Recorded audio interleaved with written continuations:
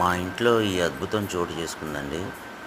ఇది తొండ గొయ్యి తవ్వి కడుపుతో ఉన్న ఈ తొండ తన పిల్లల గుడ్లు పెట్టడానికి గొయ్యిని తవ్వుతుంది.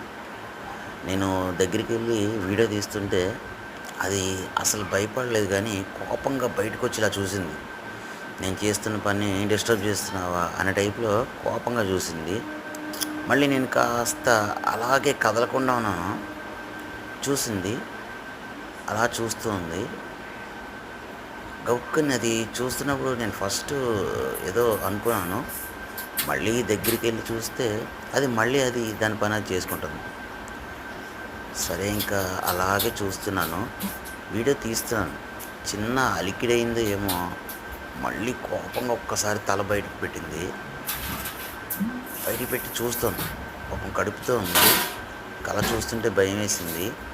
సో, ఈ అద్భుతమైన దాన్ని చూడండి ఫ్రెండ్స్. నేను మీ Kakinada Sai signing off. Thank you very much.